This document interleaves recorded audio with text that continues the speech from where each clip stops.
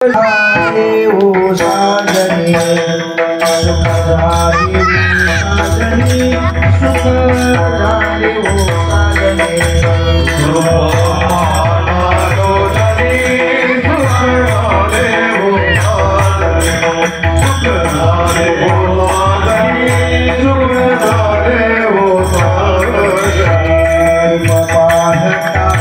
साजनी सुख झाले साजनी सुख झाले ओ साजनी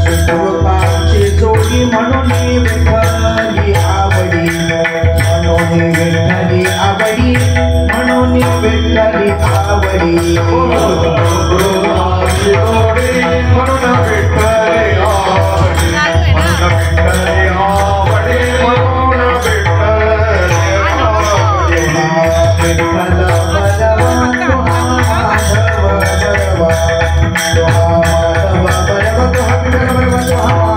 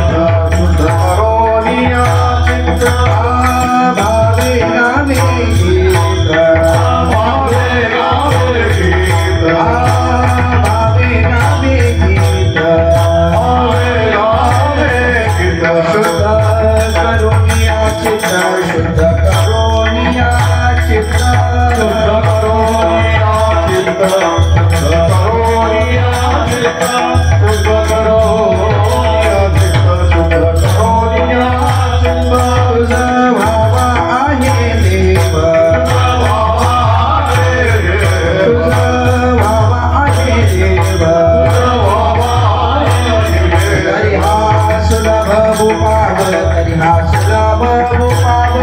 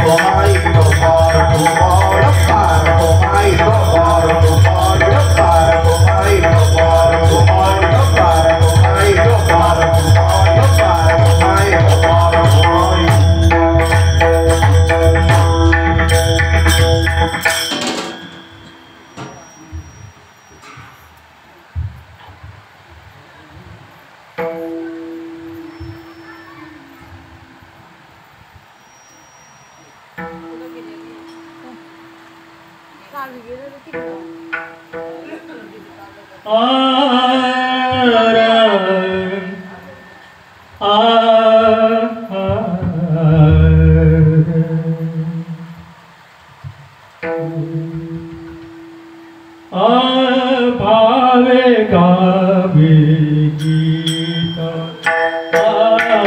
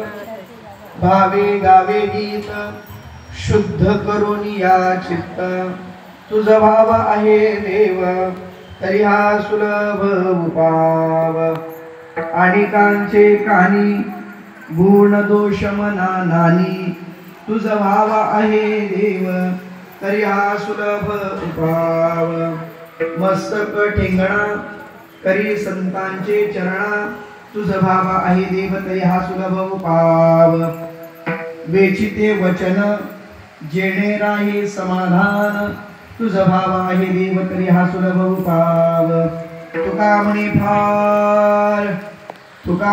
फार थोडा तरी परोपकार तुझ भाव आहे देव तरी हा सुलभ उपाव विठ्ठल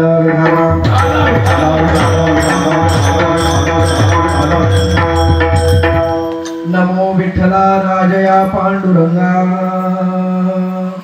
नमो रुक्मिणी माऊली ज्ञान गंगा नमो पुंडलिका नमो चंद्रभागा नमस्कार माझा रुक्मिणी पांडुरंगा महायोग पिटे पिटे विमरथ्या वरं पुंडलिकाय दातुं मुनीन्द्रैः समागत्य तिष्ठन्त महानन्दकन्दं परब्रह्मलिंगं भजे पांडुरंगं पांडुरंगा करो प्रथम नमन दुसरे चरणा संतांचिया त्यांच्या कृपादानी कथेचा विस्तार बाबाजी सद्गुरु दास तुका कलावन्य जीव धरारथावतारम कलांकांकते ज्योतिका मोदी वक्त्रम खलाणी शवादा प्रणोदार दक्षम समाधिस्तमूर्तिं भजे ज्ञानदेवम् ओम नमो ज्ञानेश्वरा करुणाकरा दयाळा तुमचा अनुग्रह लाधलो पावन झालो चराचरी मी कळा कुसली काहीच नेने बोलतो वचने अतिभाविका एका जनार्दनी तुमचा दास त्याची आस पुरवावी भाविक विश्वासी भाविक विश्वासी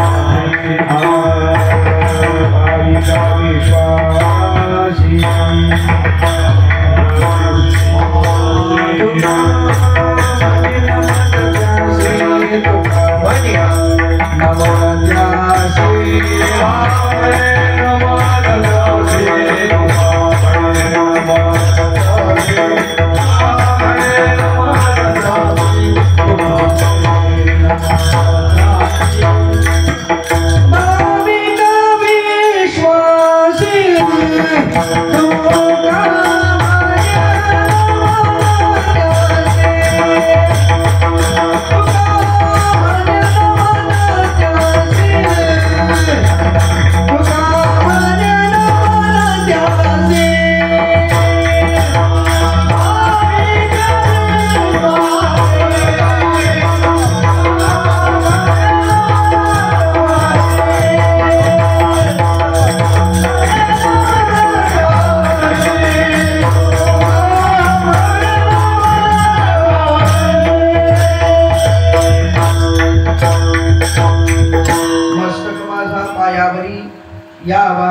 संतांच्या वचने कटोळावती वाहिरंत शिवणंती कर जोडितो कधी काळे आपण असावे जवळे.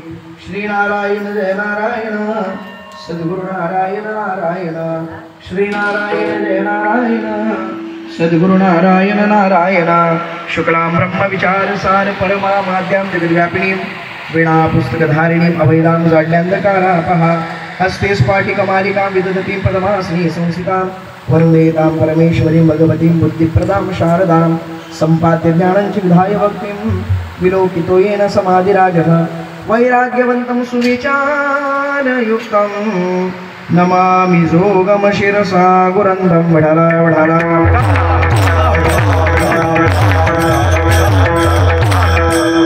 भावे गावे गीत शुद्ध करुणिया चित्त तुझ भावा हे देव तरी हा सुलभ उपाव. प्रस्तुत प्राप्त प्रसंगी प्राप्त स्थळी आपणा सर्वांच्या अंतःकरणामध्ये विराजमान असणाऱ्या सर्व व्यापक भगवान परमात्म्याच्या सेवेकरिता गायला गेलेला अभंग ज्ञानेशप्रिय श्रीमंत श्रेष्ठ श्री जगद्गुरु तुकोबाराय यांच्या पंचमवेद नाम गाथा आणि त्या गाथेमधील 6 चरणांचा अभंग असून या अभंगामध्ये श्री तुकोबाराय हे भावपूर्वक नामभक्तीचं साधक जनांना भगवत प्राप्तीसाठी किंवा भगवंत होण्यासाठी गोमता उत्तम आणि सुलभ असा उपाय सांगतात. विठाला विठाला.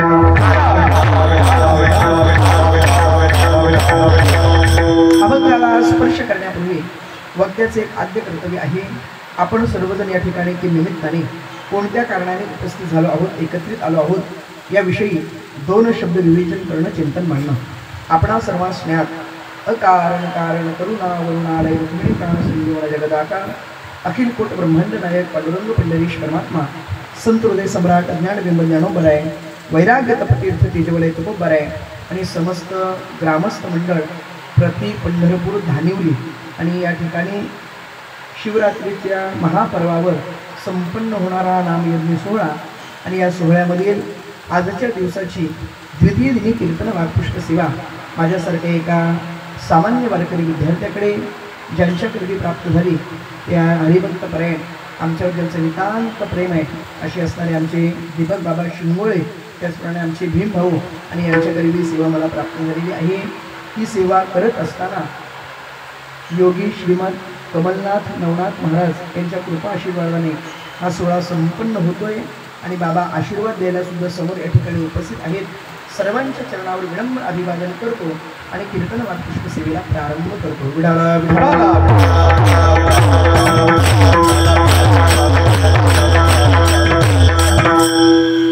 उद्या शिवरात्र आहे आणि त्या शिवरात्रीच्या महापर्वावर संपन्न होणारा सोहळा आहे. मग शिवरात्रीचं वर्णन करत असताना असं वर्णन केलं, शिवरात्र हा पर्व काळ आहे. पर्व विशेष भागवत धर्मी नृसिंह जयंती, वामन जयंती, कृष्णाष्टमी, रामनवमी, उत्तम उत्तम शिवरात्री 5 प्रकारचे विशेष पर्वकाळ सांगितले. पर्वकाळ अनेक आहेत. काही पर्वकाळ 3 वर्षांनी येतात, त्याला अधिक मास असं म्हणतात. काही पर्वकाळ चंद्रग्रहण असेल, सूर्यग्रहण असेल, ही पर्वकाळ आहेत. काही पर्वकाळ वर्षांनी येतात. श्रावण महिना असेल, कार्तिक महिना असेल, हा पर्वकाळ आहे आपल्यासाठी. काही पर्वकाळ हे महिन्यांनी येतात. काही पर्वकाळ 15 दिवसांनी येतात. काही पर्वकाळ हे आठवड्यावर येतात आणि काही पर्वकाळ हे वर्षातून 5 वेळा येतात. त्याच्यातील मुख्य 5 पर्वकाळ म्हणजे आता जो श्लोक सांगितला तो पर्व विशेष भागवत धर्मी नृसिंह जयंती, वामन जयंती, कृष्णाष्टमी, रामनवमी आणि उत्तम उत्तम शिवरात्री, हे 5 विशेष पर्वकाळ सांगितले. काय या पर्वकाळांचं विशेष प्राधान्य आहे, काय महत्व आहे यांचं ऐका. वर्षातून 12 महिने राहतात. त्या 12 महिन्यांमध्ये एकूण 24 एकादशा राहतात. 12 एकादशा पांडुरंगाच्या आणि 12 एकादशा संतांच्या. आणि या 12च्या 12 एकादशा केल्यानंतर जेवढं पुण्य प्राप्त होतं, 12च्या 12 म्हणजे इकडल्या 12 तिकडल्या 12, संतांच्या 12 आणि पांडुरंगाच्या 12, एकूण 24 एकादशा. वर्षातून एकूण 24 एकादशा केल्यानंतर जेवढं पुण्य प्राप्त होतं तेवढंच पुण्य एक महाशिवरात्रीचा उपवास केल्यानंतर प्राप्त होतं. किती? एक महाशिवरात्रीचा म्हणजे 24 एकादशा केल्यानंतर जेवढं पुण्य प्राप्त होणार आहे तेवढंच पुण्य उद्या उपवास केल्यानंतर होणार आहे. मग उद्या महाशिवरात्र आहे आणि त्या महाशिवरात्रीचा उपवास करायचा आहे. पण उपवास करत असताना कसा केला पाहिजे ऐका. काही लोक दिवसभर उपवास करतात आणि रात्री जेवतात. महाशिवरात्रीचा उपवास असा नाही करायचा. पूर्ण दिवस उद्या उपवास करायचा आणि परवा दिवशी म्हणजे सकाळी जेवायचं. त्याला महाशिवरात्रीचा उपवास म्हणतात. हा महाशिवरात्रीचा उपवास करत असताना आता पूर्वीचे लोक वालाच्या शेंगा खायचे. त्याचं इको बंद करा. वालाच्या शेंगा खायची पूर्वीचे लोक, तुरीच्या खायचे. पण मुळात हे कडधान्य. त्यावेळेस लोकांना एवढं ज्ञान नव्हतं म्हणा, किंवा त्यावेळेस काही खायलाही मिळत नव्हतं. म्हणून आपल्या शेतातील पीक मग ते समोर आणायचं, ते खायचं. पण आता आपण जाणते झालेलो, कीर्तन ऐकते झालेलो आहोत. आता वालाच्या तुरीच्या शेंगा उद्या खायच्या नाही. उपवासाला ते चालत नाही. महाराज ते चालत नाही. तुम्ही फलाहार करू शकता आणि असा उद्या महाशिवरात्रीचा उपवास आपल्याला करायचा आहे. तो महाशिवरात्रीचा उपवास जर करायचा आहे आणि वारकरी संप्रदायाचा जर विचार करू गेलो तर वारकरी संप्रदाय हा पांडुरंगाला मानणारा संप्रदाय. पण महाराज उद्या महाशिवरात्र आहे, भगवान शंकराचा उपवास आहे किंवा भगवान शंकराचं व्रत आहे, भगवान शंकराचा मान आहे उद्याचा. मग आपण वारकरी संप्रदाय सगळे पांडुरंगाचे उपासक आणि मग आता आम्ही उद्या महाशिवरात्रीचा उपवास करायचा कसा काय? कारण आम्ही असे आहोत पांडुरंगाशिवाय इतर कोणाला जाणत नाही किंवा इतर कोणाला मानतही नाही, एखाद्या दुसऱ्याचं नावही घेत नाही. मग उद्या आम्ही महाशिवरात्रीचा उपवास करायचा कसा काय? तर आपल्या दृष्टीने भगवान शंकर आणि पांडुरंग वेगवेगळे जरी असले तरी महाराज सांगतात हे वेगळे नाही. हरिहरा नाही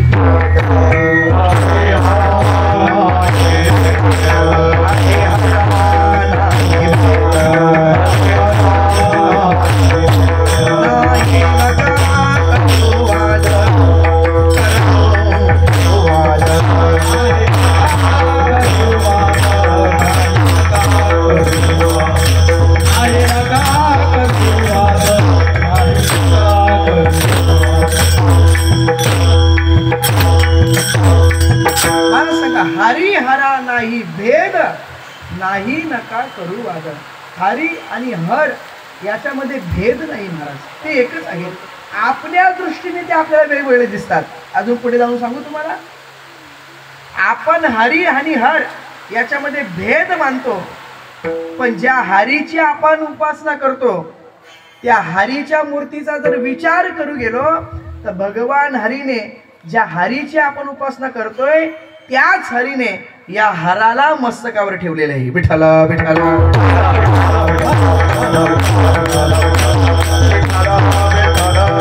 आणि म्हणून त्या भगवान शंकराची आपण उपासना करणार आहोत, भगवान शिवाची आपण उपासना करणार आहोत.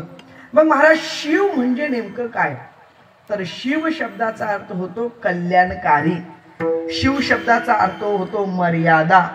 अनेक शिव शब्दाचे अर्थ सांगतात, त्याच्यातील एक फक्त महत्वाचं तुम्हाला सांगून जातो.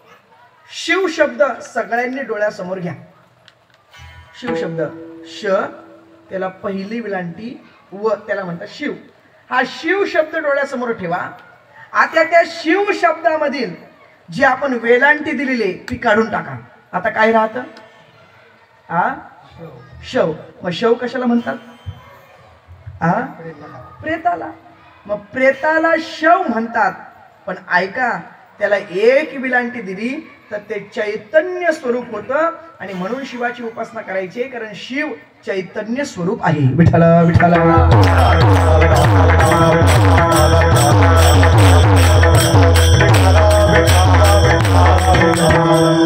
म्हणून शिव याची आपण उपासना केली पाहिजे.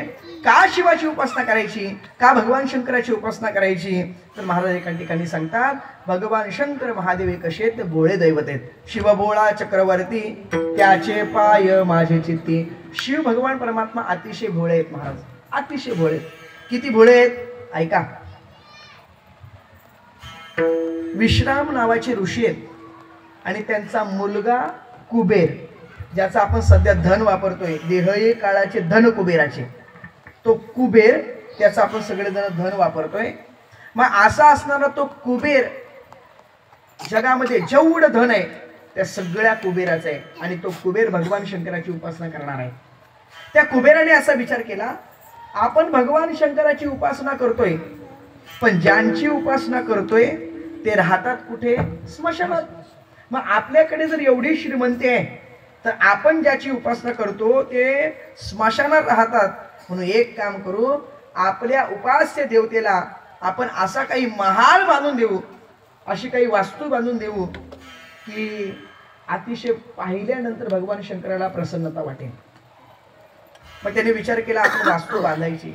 पण भगवान शंकर हे असे दैवत आहेत की ते भजन प्रेमी आहेत. त्यांना भजन करताना कोणी सोबत लागत नाही किंवा इतरांचा संगही त्यांना पटत नाही. शांत ज्या ठिकाणी जागा असेल, ज्या ठिकाणी गडबड नाही, ज्या ठिकाणी माणसांचं येणं जाणं नाही, अशा ठिकाणी राहणारी देवता म्हणजे भगवान शंकर आहेत. म्हणून भगवान शंकराचं राहण्याचं स्थान कोणतं आहे? स्मशान. का भगवान शंकर स्मशानात राहतात? कारण भगवान शंकराला माहिती आहे आपल्याला उपासना करण्यासाठी हीच उत्तम जागा आहे, कारण इथं कोणी येत नाही आणि कोणी आलेच तर ते एकटे येत नाहीत. मग अनेकांना घेऊन येतात आणि त्यांचं काम झालं की निघून जातात. म्हणजे जास्त वेळ आपल्याला त्रास होत नाही. म्हणून भगवान शंकर स्मशानामध्ये राहणारी देवता आहे.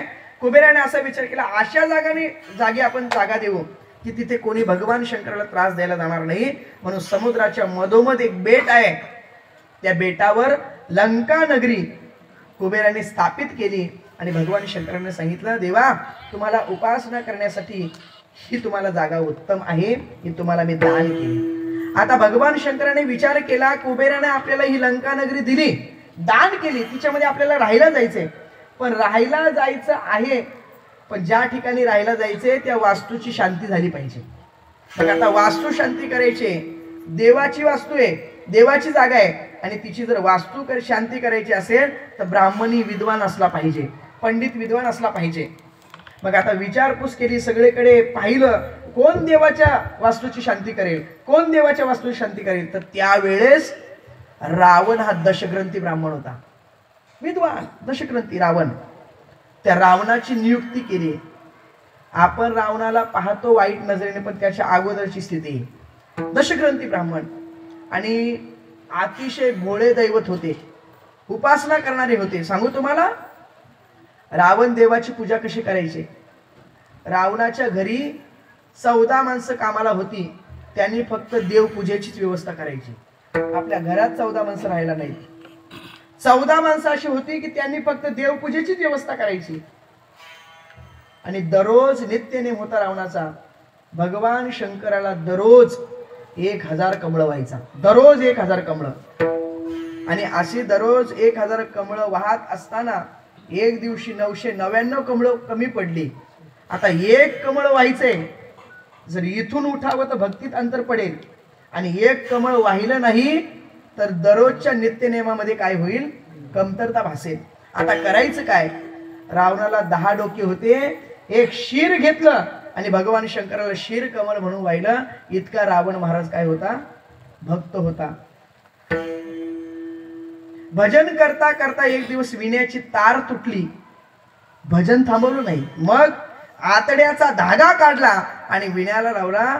रावण आहे महाराज, विद्वान होता रावण, भक्त होता. त्याची नियुक्ती केली भगवान शंकराच्या लंका नगरीची वास्तुशांती करायला. रावण आले, उत्तम प्रकारे वास्तुशांती झाली आणि भगवान शंकराने सांगितलं, रावणा अरे फार छान वास्तुशांती केली, तुम्ही या ठिकाणी वास्तुशांती केली, तुम्ही भूदेव आहात, ब्राह्मण आहात, पंडित आहात, मागा तुम्हाला काय दक्षिणा पाहिजे. मुळात नियम असाच आहे, ब्राह्मणाला खिशातून काढून दक्षिणा द्यायची नसते, ब्राह्मणाला विचारायचं असतं दक्षिणा किती द्यावी. मी ब्राह्मणाचं सांगतोय, कीर्तनकाराचं अजिबात सांगत नाही. ब्राह्मणाला विचारायचं असतं दक्षिणा किती देऊ. पण आपलं दुर्दैव इतकं आहे महाराज, आपण नको तिथं नको तेवढा खर्च करू.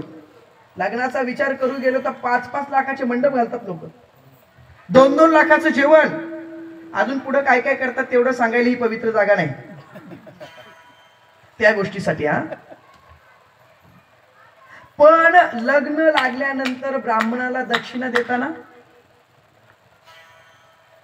वाद घालतात. तिथं एवढीच दक्षिणा, एवढी दक्षिणा. अहो नको तिथं नको तेवढा खर्च करताय आणि ब्राह्मणाला 5,000 रुपये द्यायला सुद्धा जीवावर येतात. आपल्या लोकांना हेच कळत नाही कुठं दान केलं पाहिजे आणि कोणाला काय दिलं पाहिजे. अजून पुढे जाऊन सांगू, आपल्याकडे लग्न म्हटल्यानंतर दौलारीणबाईची फार गरज असते. बरं ती दौलारीणबाई 3-4 दिवस आपल्या घरी राब राब राब राब राबते.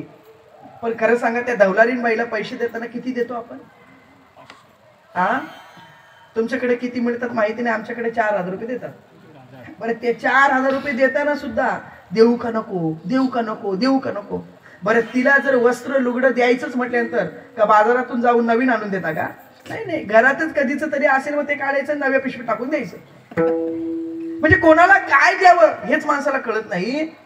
भगवान शिवाने सांगितलं, रावणा छान वास्तुशांती केली, माग तुला काय पाहिजे. रावणाने असं विचार केला भगवान शंकर देणार आहेत आणि ते भोळे दैवत आहेत, म्हणजे आपण जे मागणार ते निश्चित देणार. म्हणून रावणाने सांगितलं, देवा नक्की देणार, हो नक्की देणार. म्हणजे एक काम करा ना, ज्या लंका नगरीची मी वास्तुशांती केली ना ती लंका नगरीच मला दान करा ना. खरं सांगा, आपण बंगला बांधला आणि ब्राह्मणाला वास्तुशांतीला बोलवलं आणि त्याला म्हटलं तुम्हाला काय दान पाहिजे ते मागा, आणि त्याने जर आपल्याला म्हटलं तुम्ही ज्या बंगल्यामध्ये वास्तुशांती केली तो बंगलाच आम्हाला दान करा, तुम्ही काय कराल? नकार देणार? अहो नकार देऊच हो. पण बंगला बांधल्यानंतर पूजा होतोपर्यंत तरी जो बनवणारा असतो ना, बंगला करणारा, काय त्याला म्हणतात, इंजिनियर, त्याने काही हे बांबू लगेच घरी घेऊन गेलेला नसतो तो.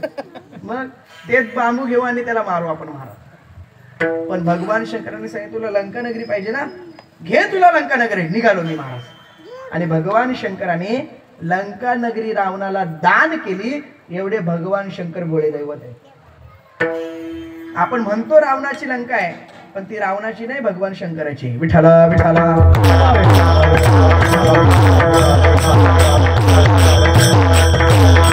शिव भोळा चक्रवर्ती, त्याचे पाय माझी चित्ती, वाचे वदता शिव नाम तयान बाधी क्रोध काम. जो वाचेने शिवाचं नामस्मरण करतो त्याला क्रोध कामादी विकार बाधत नाहीत. धर्म अर्थ काम मोक्ष शिव देखता प्रत्यक्ष. धर्म अर्थ काम मोक्ष 4 पुरुषार्थ शिवाला पाहिल्यानंतर आपल्याला भेटतात. मग असा असणारा भगवान शंकर, त्याची उपासना केल्यानंतर काय होतं महाराज सांगतात, एका जनार्दनी शिव निवारी कळी काळाचा देव. कळी काळाचा भेवच उरत नाही इतका भगवान शंकर महादेव कशेत भोळे दैवत आहेत. एका ठिकाणी तर वर्णन असं केलं, भगवान शंकराचं दर्शन घेतल्यानंतर, भगवान शंकराचं नामस्मरण केल्यानंतर यम सुद्धा पळून जातात महाराज. ओम नमो शिवाय, ओम नमो शिवाय, ओम नमो शिवाय, ओम नमो शिवाय, ओम नमो शिवाय, ओम नमो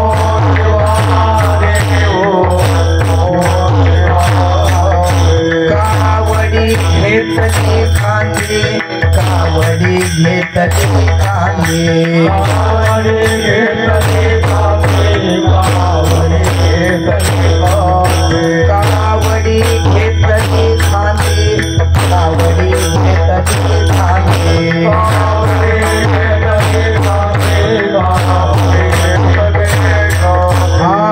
मिळाली संत मानली, मिळाली संत मानली, मिळाली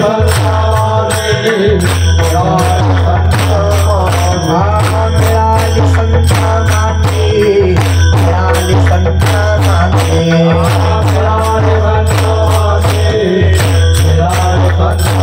त्यांचे रेणू मंदिरे, त्यांचे रेणू मंदिरे, शिवनाम शीतळामुखी सेवी पाकडिया रे, शिवनाम शीतळामुखी सेवी पाकडिया रे, शिवनाम शीतळामुखी सेवी पाकडिया रे, शिवनाम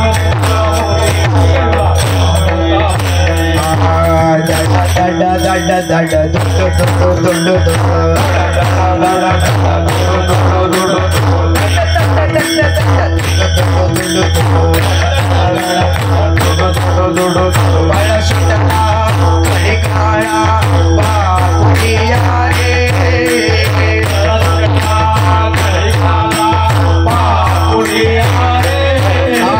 बळ सुटला कळी काळा बापुरिया रे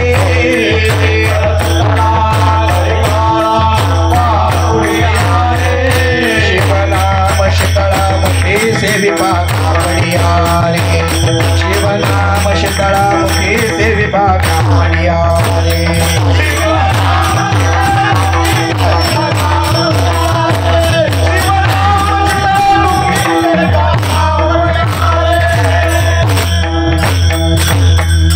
ओम नमो शिवादी ओम नमो शिवादी कावडी घेतली खांदी कावडी घेतली खांदी मिळाली संत मांदी मिळाली संत मांदी त्यांचे रज रेणू बंदी रे शिवनाम शीतळ मुखी सेविपा कापडिया रे दड दड दड दड दुड दुड दुड दुड पळ सुटला कळी काळा बापुडिया रे एक शिवाचं नाव घेतल्यानंतर कळी काळाला सुद्धा महाराज पळ सुटतो इतका भगवान शंकर महादेव त्या भगवान शिवाचं नाव इतकं पवित्र आहे इतकं महान आहे पण ते शिवाचं नाव घेतलं तर ना महाराज काही काही लोक असे आहेत महाराज देवाचं नाव घेत नाही अजिबात पुढे जाऊन सांगू काही काही लोक असे बहादर आहेत वर्षातून एकदाही मंदिरात जात नाहीत महाराज मंदिर आणि त्यांचा दूर पर्यंत संबंध नाही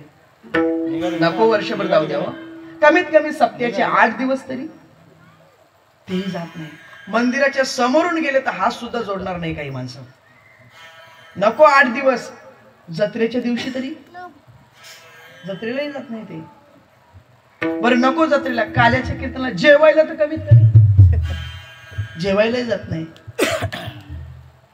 पण अशा माणसांचे भाग्य जास्त असतात महाराज काल्याच्या कीर्तना दिवशी पंगती त्यांना घरपोच होते देव म्हणतो तुझी सावलीच नको सप्त्याला विठ्ठल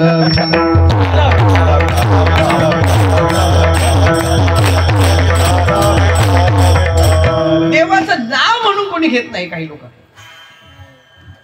एक माणूस असाच होता कधीच देवाचं नाव घेतलं नाही शेवटी आजारी पडला पोरांना असं वाटलं आपल्या वडिलांनी एकदा तरी देवाचं नाव घ्यावं एकदा तरी देवाचं नाव घ्यावं वाटत होतं त्यांना एकदा घ्यावं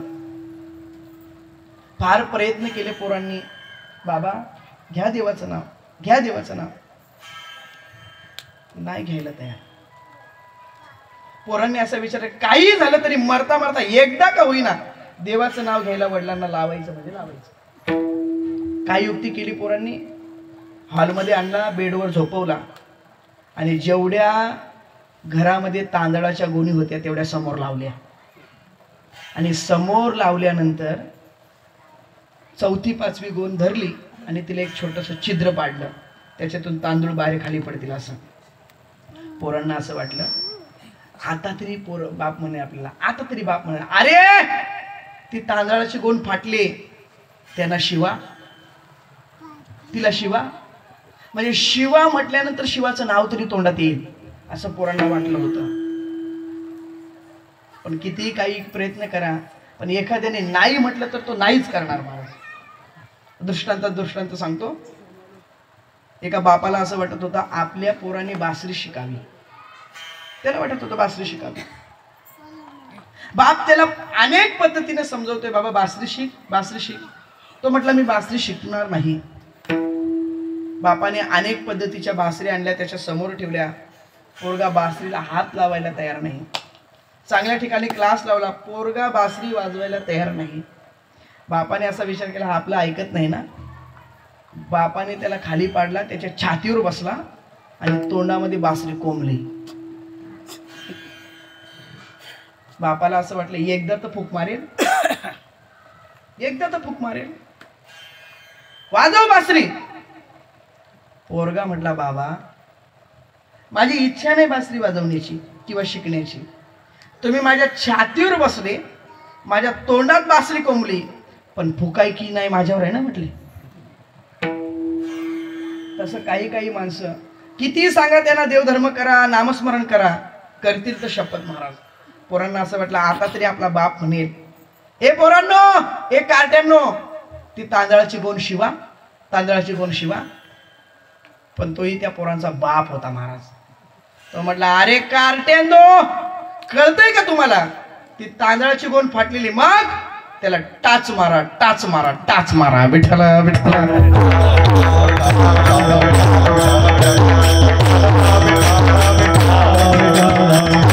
पण महाराज सांगतात, वाचे वदता शिवनाम तयान बाधी क्रोध काम. तुम्ही वाचेने शिवाचं नामस्मरण करा, तुम्हाला क्रोध कामादी विकार बाधणार नाही. आणि म्हणून उद्या महाशिवरात्र आहे, भगवान शंकराचा दिवस आहे, त्याचं व्रत आपण केलं पाहिजे. आणि त्याच महापर्वावर संपन्न होणारा नामयज्ञ सोहळा, त्या सोहळ्यामधील दुसऱ्या दिवसाची कीर्तन सेवा आणि त्यासाठी जो अभंग निवडलेला आहे तो जगद्गुरु तुकोबार यांचा आहे. या अभंगामध्ये जगद्गुरु तुकोबारे भावपूर्वक नामभक्तीचं साधक जनांना उत्तम गोमटा सुलभ असा उपाय तुम्हा मला सांगताय. या अभंगाची पूर्व पीठिका काय असली पाहिजे? जगद्गुरु तुकोबारे साधनेसाठी बसले होते. काही जिज्ञासू मंडळी, साधक मंडळी जगद्गुरु तुकोबारांच्या समोर गेली. महाराजांचं दर्शन घेतलं, बाजूला बसले. म्हणजे महाराज, आम्हाला तुम्हाला काही प्रश्न करायचे. जगद्गुरु तुकोबारे म्हणाले, मला प्रपंचविषयी, संसाराविषयी जर काही विचारणार असाल तर आता इथून उठा आणि चालते लागा. प्रपंचाविषयी विचारायचं असेल तर थांबायचं नाही. त्या जिज्ञासू मंडळी, साधक मंडळींनी सांगितलं, महाराज आम्हाला प्रपंचाविषयी तुम्हाला काही एक विचारायचं नाही, मग आम्हाला परमार्थाविषयी तुम्हाला काही विचारायचे. तुकोबारे म्हणले, बसा, माझी जातीची मज भेटो कोणी. अगदी मला जसा साधक पाहिजे, जसा जिज्ञासू पाहिजे तसा मिळालाय, बसा म्हटले. काय तुम्हाला परमार्थाविषयी विचारायचं ते तुम्ही मला विचारू शकता. त्या साधक मंडळी, जिज्ञासू मंडळी तुकोबारांना विचारलं, महाराज या जगामध्ये ईश्वर नावाची एक शक्ती राहते, ईश्वर नावाची शक्ती एक वावरते, जिच्यामुळे आम्ही जन्माला आलो, जिच्यामुळे हे जग चालतंय. अशी ईश्वर नावाची जी शक्ती आहे तिची आम्हाला अनुभूती घ्यायची, तो आम्हाला प्राप्त करून घ्यायचे, नवे नव तो ईश्वर देवच आम्हाला जणू काही व्हायचंय. महाराज सांगा ना, देव होण्यासाठी काही साधन असेल, काही उपाय असेल तर आम्हाला सांगा. जगद्गुरु तुकोबारे म्हणाले, बाबांनो, सांप्रत कलियुगामध्ये आपण जीवन जगत असताना या कलियुगामध्ये तपश्चर्यासारखी जी साधनं आहेत त्या साधनांनी तरी आपण भगवंतापर्यंत पोहोचू शकत नाही. म्हणजे महाराज असं कसं काय? आम्ही आतापर्यंत ऐकून आहोत, श्रुत आहोत, वाचलेलं आहे की अनेक मार्गाने भगवंतापर्यंत अनेक जण पोहोचले. कोणी कर्म मार्गाने गेले, कोणी ज्ञान मार्गाने, कोणी योग मार्गाने, कोणी भक्ती नावाच्या मार्गाने, कोणी दान नावाच्या मार्गाने, अनेक जण अनेक मार्गाने भगवंतापर्यंत पोहोचले आहेत. मग आम्हालाही काही उपाय सांगा ना की त्या मार्गाने आम्ही भगवंतापर्यंत पोहोचू शकेन. जगद्गुरु तुकोबारे म्हणाले, कलियुगाच्या अगोदर या सगळ्या मार्गाने भगवंतापर्यंत अनेक जण पोहोचले, पण कलियुगामध्ये ते शक्य नाही म्हटले. का शक्य नाही? कारण कलियुगामध्ये जेवढे तुम्ही मार्ग सांगताय ते सगळे मार्ग काय झाले? क्षीण पावले म्हटले. त्या वाटा सगळ्या क्षीण पावल्या, अवघ्या वाटा झाल्या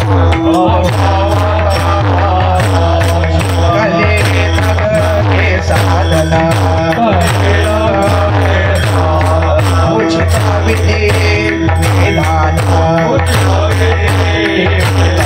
नकळे नगडे सर्वता, नकळे नगडे सर्वता,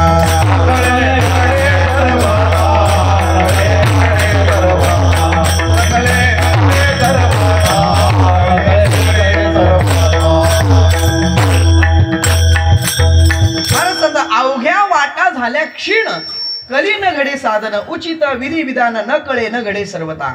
अवघ्या वाटा क्षीण झाल्या म्हटले कलियुगामध्ये. क्षयरोग झाला, त्यांना टीबी झाला म्हटले. या कलियुगामध्ये या मार्गाने आपण भगवंतापर्यंत पोहोचू शकत नाही. आणि तसं जर पाहायला गेलं, कर्म मार्ग, ज्ञान मार्ग, योग मार्ग, दान नावाचा मार्ग आणि भक्ती नावाचा मार्ग, हे 5 मार्ग म्हणजे आपल्या समोर ठेवलेलं जणू काही महाराज पंचपक्वान्नाचं ताट आहे. आता खरं सांगा, पंचपक्वान्नाचं ताट समोर ठेवलं, कोण जेवणार नाही हो? शिंगोळे बाबा, तुमच्या समोर जर पंचपक्वान्नाचं ताट ठेवलं, तुम्ही जेवणार नाही?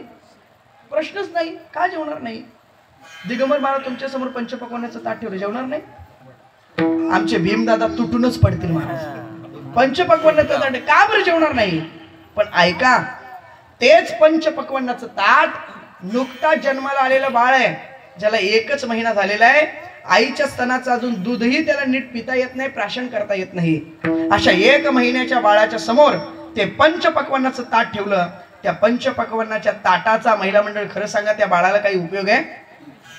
काही एक उपयोग नाही. तसं कर्म मार्ग, ज्ञान मार्ग, दान मार्ग, योग मार्ग आणि भक्ती नावाचा मार्ग आपल्या समोर ठेवलेलं जणू काही पंचपक्वान्नाचं ताट आहे.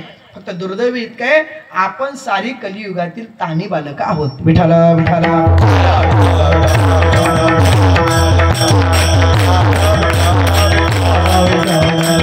पण महाराज आम्हाला भगवंतापर्यंत पोहोचायचंय, मग आम्हाला काही उपाय तुम्ही सांगा ना. जगद्गुरु तुकोबाराय म्हणतात, सांगतो तुम्हाला उपाय. मग सांगा. म्हटले भक्ती मार्गातलेच उपाय सांगतो. पण भक्ती मार्गातले उपाय सांगत असताना भक्ती मार्गातील पोट भक्ती आहेत ते उपाय म्हणजे भगवंतापर्यंत जाणार आहेत. महाराज जर भक्ती मार्गाने भगवंतापर्यंत पोहोचू शकत नाही असं तुम्ही आता सांगताय, आणि भक्ती मार्गातले पोट मार्ग तुम्ही सांगताय त्याच्याने भगवंतापर्यंत पोहोचताय असं तुम्ही सांगताय. पण महाराज आम्हाला देव व्हायचे लक्षात असू द्या.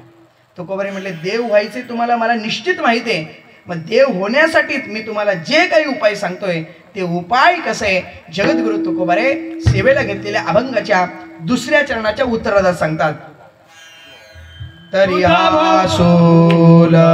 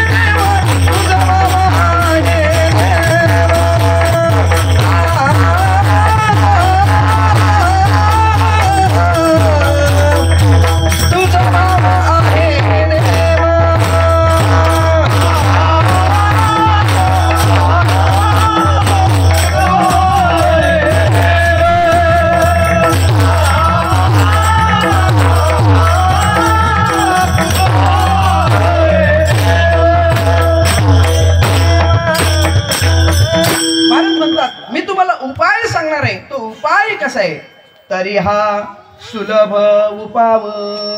तुम्हाला देव व्हायचंय, मग देव होण्यासाठी मी जे काही उपाय सांगणार आहे तेच उपाय तुमच्यासाठी सुलभ आहे.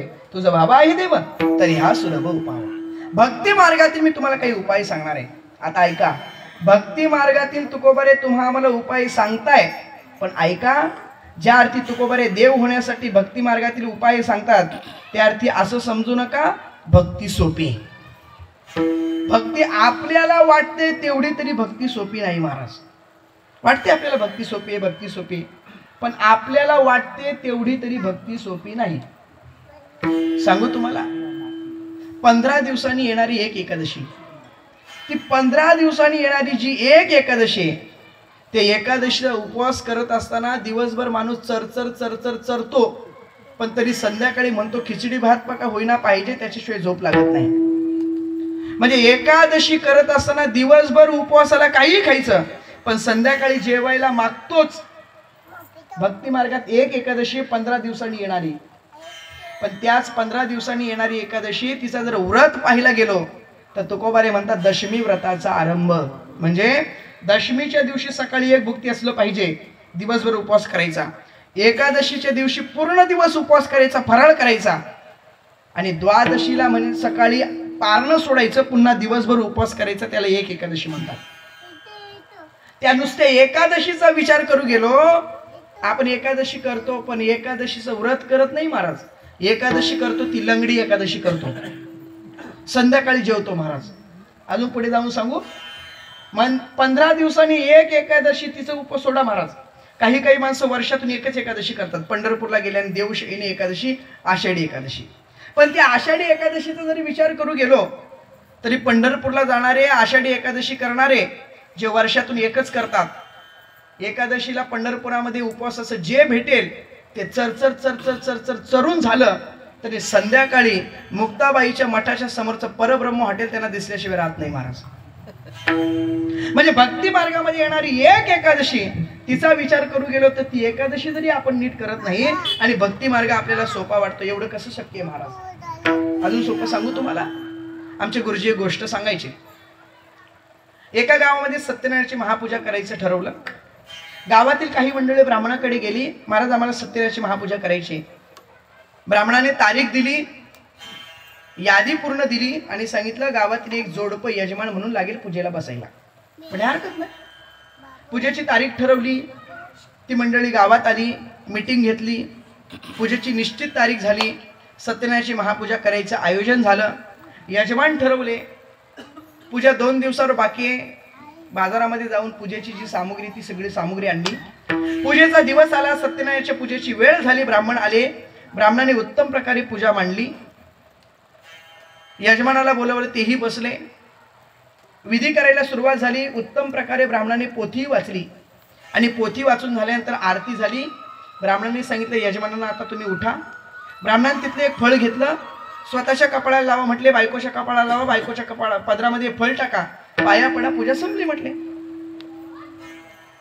त्या यजमानाने ते फळ घेतलं, स्वतःच्या कपाळाला लावलं, बायकोच्या कपाळाला लावलं, बायकोच्या पदरात ते फळ टाकलं आणि लक्षात आलं बायकोच्या पदरामध्ये फळ टाकल्यानंतर पाया पडायला सांगितले, पूजा संपली म्हटले.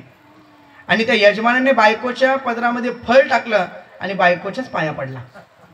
आता बायकोच्या पाया पडल्यानंतर ब्राह्मणाने सांगितलं, अरे बायकोच्या का पाया पडला? म्हणजे तुम्ही सांगितलं स्वतःच्या कपाळावर फळ लावा, बायकोच्या कपाळावर फळ लावा, तिच्या पदरात ते फळ टाका आणि पाया पडून घ्या. ब्राह्मणाने सांगितलं, अरे बायकोच्या पाया पडायला नव्हतं सांगितलं, सत्यनारायणाच्या पाया पडायला सांगितलं होतं. म्हणजे जिथं भक्ती मार्गामध्ये यजमानाला कोणाच्या पाया पडावं याचंच भान नाही आणि त्याला भक्ती मार्ग सोपा वाटतो. विठ्ठला विठ्ठला.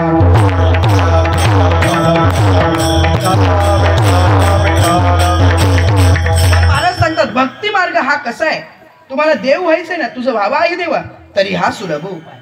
भक्ती मार्ग हा सोपा आहे, उपाय सुलभ आहे. म्हणजे महाराज उपाय सुलभ आहे सांगताय, बरोबर आहे, पण नेमका त्या भक्ती मार्गातील ज्या पोट भक्ती आहेत त्या पोट भक्तीचे जे उपाय ते एखादा उपाय आम्हाला सांगा ना.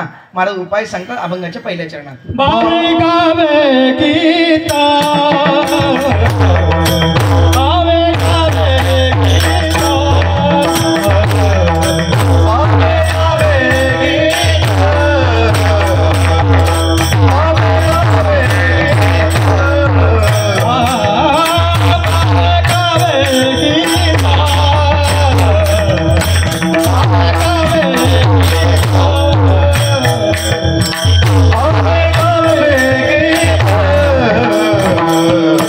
Amen.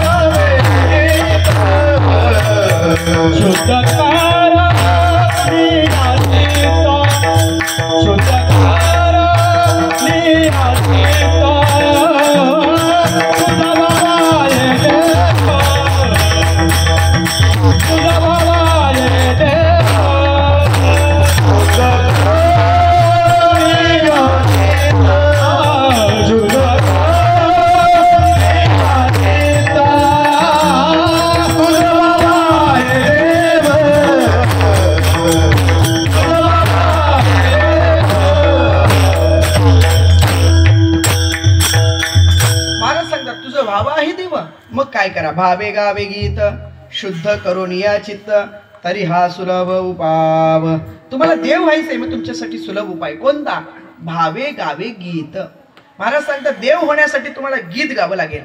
आता गीत गायचे बरोबर आहे, पण महाराज नेमकं गीत कोणतं गायचं? भावगीत गायचं, राष्ट्रगीत गायचं का कोळी गीत गायचं? गीत गायचं म्हटल्यानंतर गीत कोणतं गायचं? तर महाराज सांगतात गीत गायचं म्हटल्यानंतर राष्ट्रगीत गाऊ नका, भावगीत गाऊ नका, कोळी गीत तर गाऊच नका म्हटले. मग तुम्हाला गीतच गायचंय तर कोणतं गीत गा? वासुदेवामध्ये वर्णन आलं, रामकृष्ण गीती गात, रामकृष्ण गीती गात,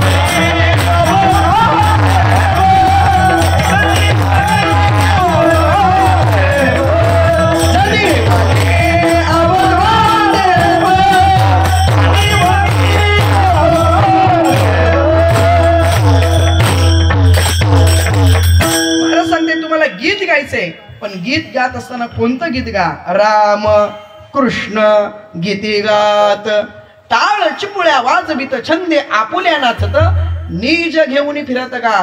तुम्हाला गीत गायचे तर रामकृष्ण गीत गा. पण महाराज जर रामकृष्ण गीत गायचे तर गीत गाण्यासाठी स्वराचं ज्ञान असलं पाहिजे, तालाचं ज्ञान असलं पाहिजे, पखवाज वाजवता आली पाहिजे, पेटी वाजवता आली पाहिजे, विणा लावता आला पाहिजे, टाळ वाजवता आलं पाहिजे. पण गीत गायचं म्हटल्यानंतर आम्हाला स्वराचंही ज्ञान नाही, आम्हाला तालाचं ज्ञान नाही, आम्हाला पखवाज वाजवता येत नाही. मग आता आम्ही गीत गायचं कसं काय? महाराज सांगतात तुम्हाला कोणी सांगितलं गीत गायचं म्हटल्यानंतर तुम्हाला स्वराचं ज्ञान असलं पाहिजे, तुम्हाला तालाचं ज्ञान असलं पाहिजे? काय नाही म्हटले, येईल तैसा बोल रामकृष्ण. महाराज सांगतात येईल तैसे रामकृष्ण हरी बोला. आता असं म्हटल्यानंतर इथं सर्व गंधर्व सभा आहे ती माझ्यावर बोट ठेवतील. महाराज तुम्हाला नसेल तालाचं ज्ञान, तुम्हाला नसेल स्वराचं ज्ञान, तुम्हाला नसेल पखवाज वाजवता, तुम्हाला पेटी वाजवता येत नाही, तुम्हाला टाळ वाजवता येत नसेल, पण आम्ही त्याच्यातले जाणते आहोत, ते सगळं काही आम्हाला येतंय. मग तुम्ही कसं म्हणता येईल तैसा बोल रामकृष्ण हरी? तर याच्यामध्ये तुकोबांची दोन मत आहेत. आता ऐका, तुकोबाने म्हणतात येईल तैसा बोल रामकृष्ण हरी. तुम्हाला जसं म्हणायचं तसं तुम्ही म्हणा, तुम्हाला तालाचं ज्ञान असलं पाहिजे, स्वराचं ज्ञान असलं पाहिजे असं काही नाही. आणि एका ठिकाणी तुकोबाने म्हणतात तुम्हाला भजन करायचं म्हटल्यानंतर काय पाहिजे? लावणी मृदंग, श्रुती टाळ घोष आणि सेऊ ब्रह्मरस आवडीने. एका ठिकाणी म्हणतात येईल तैसा बोल रामकृष्ण हरी, आणि एका ठिकाणी म्हणतात भजन करायचं म्हटलं तर लावणी मृदंग, मृदंग लावता आला पाहिजे, श्रुती टाळ घोष, तुम्हाला तालही असलं पाहिजे आणि तुम्हाला स्वरही असलं पाहिजे. महाराज याची संगती कशी काय लावायची? त्याची संगती अशी आहे बाबांनो, तुम्हाला स्वराचं ज्ञान असेल, तालाचं ज्ञान असेल, पकवाज वाजवता येत असेल, विणा लावता येत असेल, टाळ वाजवता येत असेल, पेटी वाजवता येत, उत्तम आहे, प्रश्नच नाही, उत्तम आहे. हे जर सगळं येत असेल तर फारच छान. पण मग नसेल येत तर तुम्ही काय तसंच बसायचं का? म्हणून येईल तैसा बोल रामकृष्ण विठाला विठाला.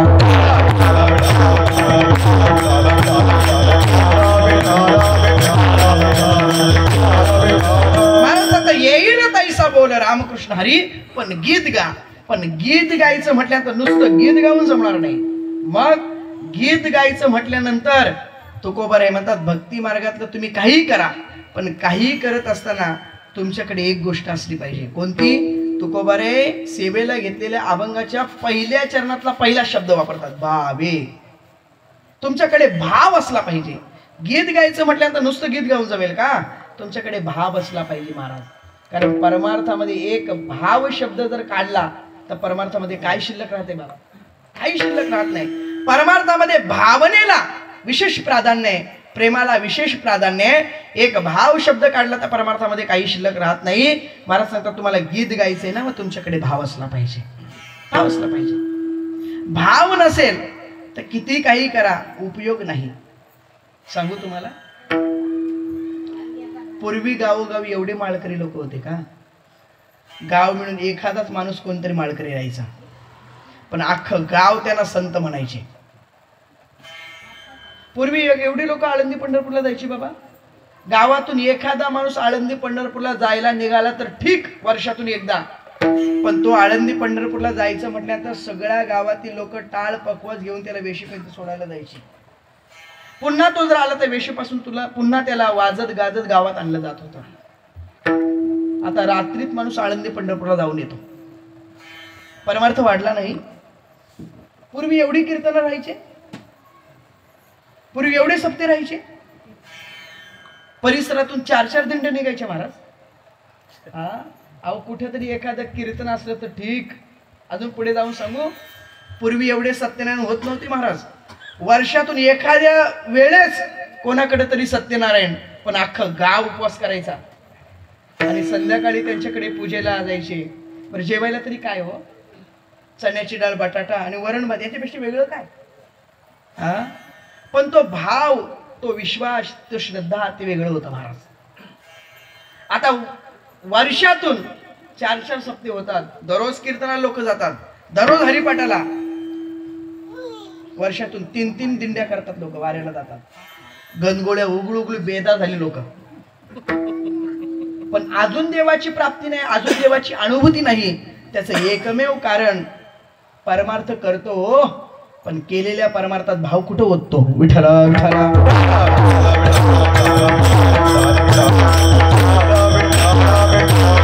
अजून पुढचं वाक्य जरा जाऊन सांगतो.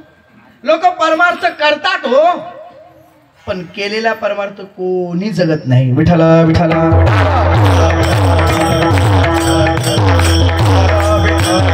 मला सांगतात भाव फार महत्वाचे आहे. तुम्ही परमार्थ करा, पण त्या परमार्थामध्ये भाव असला पाहिजे. भाव असला पाहिजे. ज्ञानोबारायांची 18व्या अध्यायामध्ये 1501 नंबरची ओवी, अतिशय गोड ओवी, अतिशय गोड ओवी.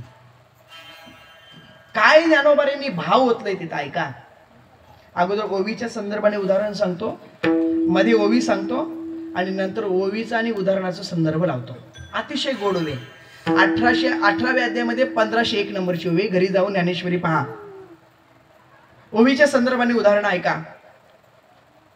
तरणा बाण पोरगाय, दिसायला अगदी गोरा गोमटा आहे, अंगावर त्याने भरपूर सोनं घातलेलं आहे, मोठा त्याचा बंगला आहे, बंगल्याच्या समोर त्याचे 4 4 व्हीलर स्वतःचे आहेत, जमीन जायदाद त्याच्याकडे भरपूर आहे, शिक्षण खूप घेतलेलं आहे, नोकरी चांगल्या ठिकाणी आहे, 2 लाख रुपये त्याला महिन्याला पगार आहे, घरामध्ये आई वडील आणि तो मुलगा 3च माणसं राहत आहेत.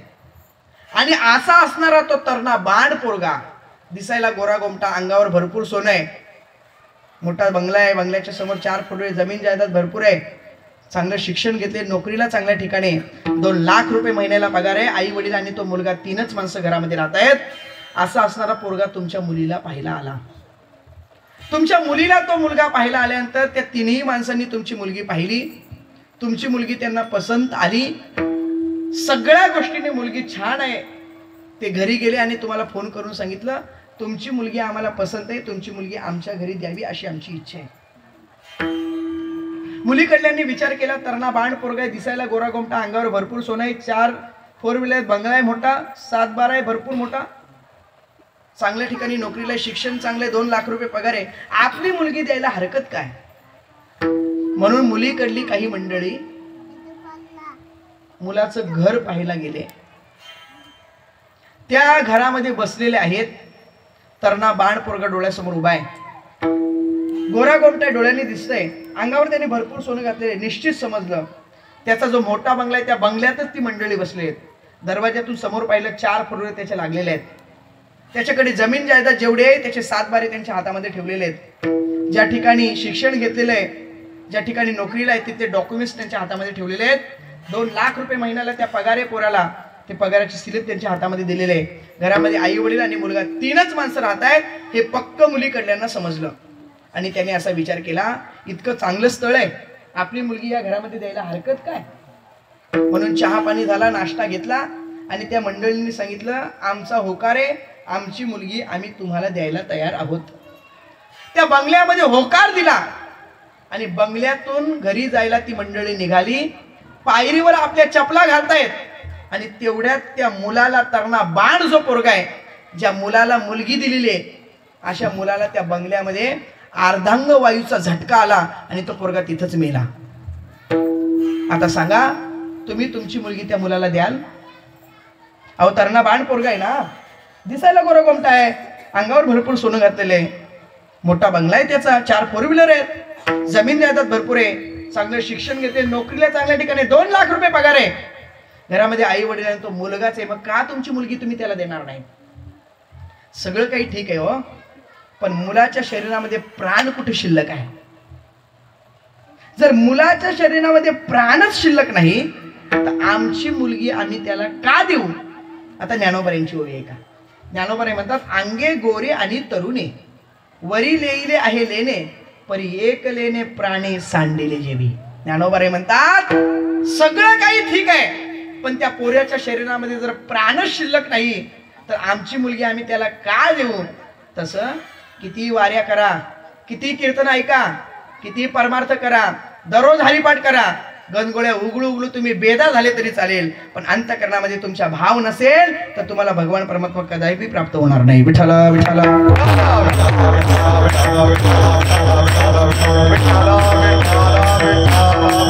म्हणून तुकोबरे म्हणतात भावे गावे गीत. देवाला भाव सोडून इतर काही लागत नाही. तुकोबरे तर एका ठिकाणी म्हणतात मी तुम्हाला देवाची, त्या विठोबाची आण शपथ घेऊन सांगतो, देवाला दुसरं काही लागत नाही. काही न लगे एक भावाची कारण, काही न लगे एक भावाची कारण, तुका म्हणे आण विठोबाची,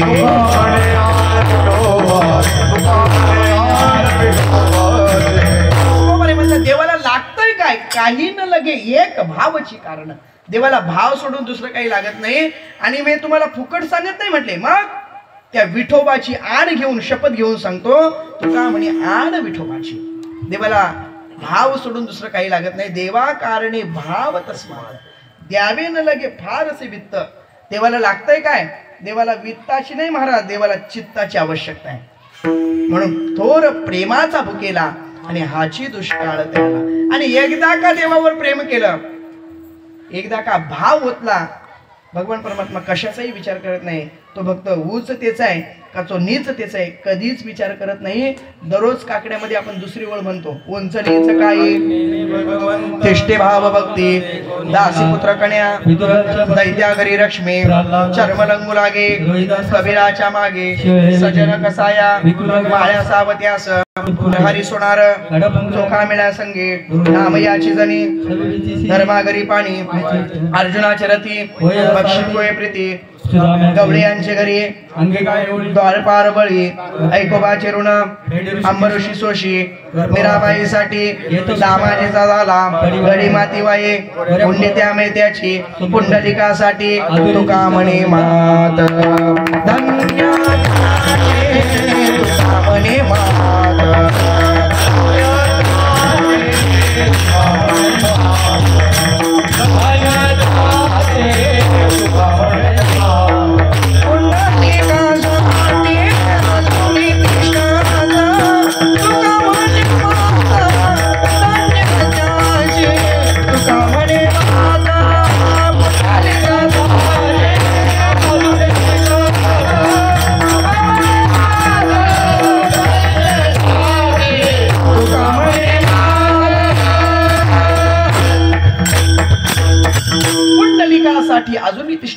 म्हणे मात धन्य त्याची.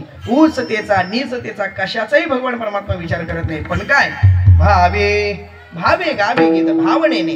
आणि नुसतं भावनेने गीत गायचं नाही, शुद्ध करून या चित्त आपलं अंतकरण शुद्ध करून त्या भगवंताचं गीत गायचंय. मग महाराज सांगतात तुझं भाव आहे देव, मग काय कर, भावे गावे गीत शुद्ध करून या चित्त तरी हा सुलभ उपाव. हाच तुमच्यासाठी सुलभ उपाय आहे देव होण्यासाठी. महाराज म्हणले एवढाच उपाय का, अजून काही उपाय असेल तर सांगा ना. हो म्हटले आहे ना, अभंगाच्या 3ऱ्या चरणात.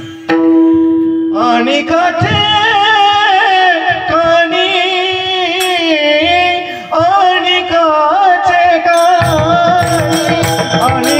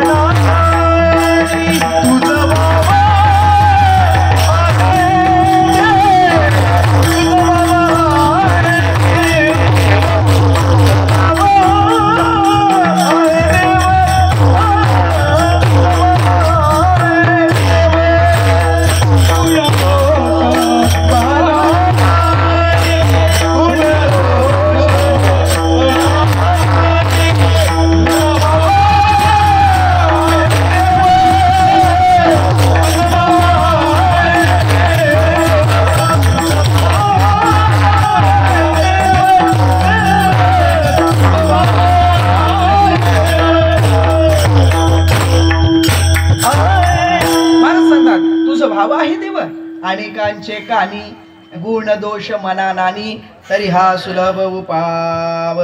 तुम्हाला देव व्हायचं म्हटल्यानंतर तुमच्याकडे उपाय आहे. अनेकांचे कानी गुण दोष मना नानी. महाराज अनेकांचे कानी गुण दोष मना नानी म्हणजे काय, तर त्याचं उत्तर असं आहे, अनेकांचे कानी म्हणजे इतरांच्या विषयी आपल्या कानामध्ये गुण आणि दोष तुम्ही ऐकू नका. अहो महाराज, जर एखादा माणूस येत असेल आणि आमच्या जवळ जो काही सांगत असेल तर आम्ही ऐकायचं नाही का?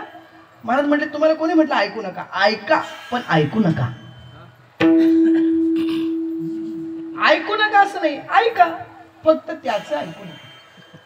म्हणजे का ऐकायचं नाही? एखाद्याच्या विषयी गुण एखाद्याच्या विषयी दोष का ऐकायचे नाही?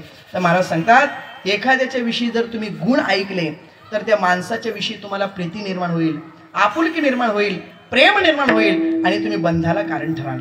आणि एखाद्याच्या विषयी तुम्हाला जर दोष ऐकायला मिळाले तर त्याच्याविषयी तुम्हाला तिरस्कार निर्माण होईल आणि तुम्ही पतनाला कारण ठराल. म्हणून एखाद्याच्या विषयी कानामध्ये गुणही ऐकू नका, दोषही ऐकू नका. तुझं भाव आहे देव तरी हा सुलभ उपाव. म्हणजे महाराज अजून काही उपाय आहे का? हो म्हटले आहे ना. काय?